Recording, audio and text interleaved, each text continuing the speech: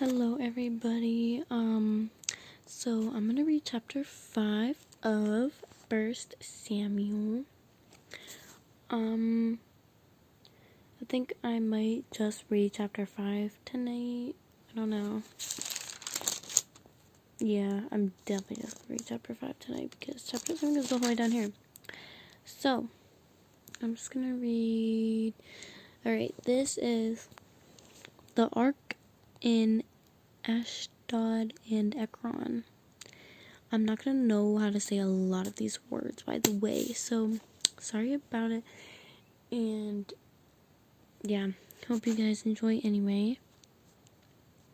So, 5. After the Philistines had captured the Ark of God, they took it from Ebenezer to Ashdod, where they carried the Ark to Dragon's temple and set it beside Dragon. When the people of Ashdod rose early the next day, there was dragon fallen on his face on the ground before the ark of the Lord. They took dragon and put him back in his place, but the following morning, when they rose, there was dragon fallen on his face on the ground before the ark of the Lord. His head and hands had been broken off and were lying on the threshold. Only his body remained. That is why, to this day, neither the priests of Dagon nor any others who enter Dagon's temple at Ashdod step on the threshold. The Lord's hand was heavy upon the people of Ashdod and its vicinity. He brought devastation upon them and afflicted them with the tumors. When the men of Ashdod saw what was happening, they said, "The ark of the God of Israel must not stay here with us, because his hand is heavy upon us and upon Dagon our God." So they called together all the rulers of the Philistines and asked them, "What shall we do with the ark of God of Israel?" They answered, "Have the ark of God of Israel moved to Gath." So they moved the ark of God of Israel. But after they had moved it, the Lord's hand was against the city, throwing it into a great panic. He afflicted the people of the city, both young and old, with an outbreak of tumors. So they sent the ark of God to Ekron. As the ark of God was entering Ekron, the people of Ekron cried out, "They have brought the ark of God of Israel around to us to kill us and our people." So they called together all the rulers of the Philistines and said, "Send the ark of the God of Israel away. Let it go back to its own place, or it will kill us and our people." For death had filled the city with panic. God's hand was very heavy upon it. Those who did not die were afflicted with tumors, and the outcry of the city went up to heaven. So, that was a short little paragraph for you guys. You know what? No, I'm just going to read the next one. The ark returned to Israel.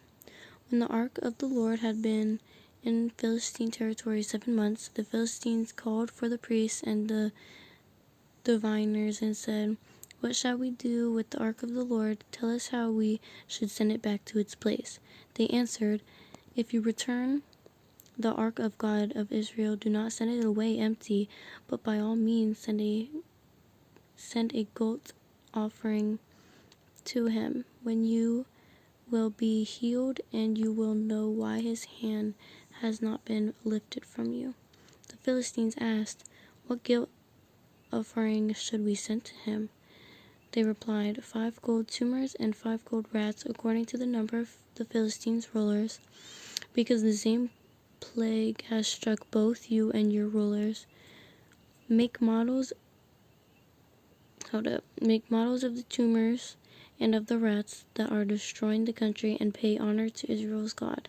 Perhaps he will lift his hand from you and your gods and your land. Why do you harden your hearts as the Egyptians and Pharaoh did?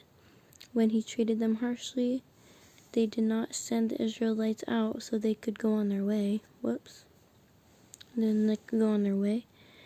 Now then, get a new cart ready with 2 cows that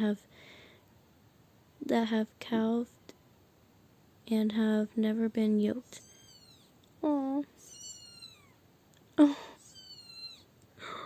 Do you hear the baby? That's a baby kitty.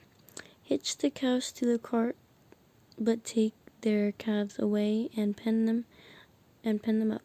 Take the ark of the Lord and put it on the cart, and in the chest beside it put the gold objects you are sending back to him as a guilt offering.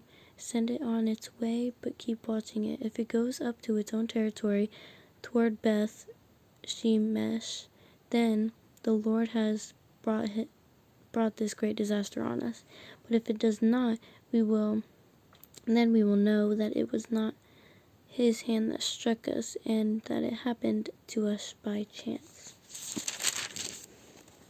So they did this. They took 2 such cows and hitched them to the cart and penned up their calves. They placed the ark of the Lord on the cart, and along with the chest containing the gold rats and the models of tumors. Then the cows went straight up toward Beth Shemesh, keeping on the road and lowing all the way. They did not turn to the right or to the left. The rulers of the Philistines followed them as far as the border of Beth Shemesh. Now the people of Beth Shemesh were harvesting their wheat in the valley, and when they looked up and saw the ark, they rejoiced at the sight. The cart came to the field of Joshua and Beth Shemesh, and there it stopped beside a large rock. The people chopped up the wood of the cart and sacrificed the cows as a burnt offering to the Lord. The Levites took down the ark of the Lord together with the chest containing the gold objects and placed them on the large rock. On that day, the people of Beth Shemesh offered burnt offerings and made sacrifices to the Lord. The 5 rulers of the Philistines saw all this and then returned that same day to Ekron. These are the gold tumors the Philistines sent as a guilt offering to the Lord, 1 each for Ashdod, Gaza, Ashkelon, Gath, and Ekron. And the number of the gold rats was according to the number of Philistine towns belonging to the 5 rulers. The fortified towns. It just started raining out of nowhere. I'm sorry. 5 rulers. The fortified towns with their country villages. The large rock on which they set the ark of the Lord is a witness to this day in the field of Joshua of Beth Shemesh. But God struck down some of the men of Beth Shemesh, putting 70 of them to death because they had looked into the ark of the Lord. The people mourned because of the heavy blow the Lord had dealt them, and the men of Beth Shemesh asked, "Who can stand in the presence of the Lord, this holy God? To whom will the ark go up from here?" Then they sent messengers to the people of Kiriath Jearim, saying, "The Philistines have returned the ark of the Lord. Come down and take it up to your place." So the men of Kiriath Jearim came and took up the ark of the Lord. They took it to Abinadab's house on the hill and consecrated Eleazar, his son, to guard the ark of the Lord. So I hope you guys liked chapters 5 and 6. I like this one. Soon enough, we'll get to David and Goliath. I think it starts chapter 20 somewhere, so we'll get there sometime. But yeah, hope you guys enjoyed. I'll see you in my next video when we are talking about Samuel subdued and the Philistines at Mizpah. See ya.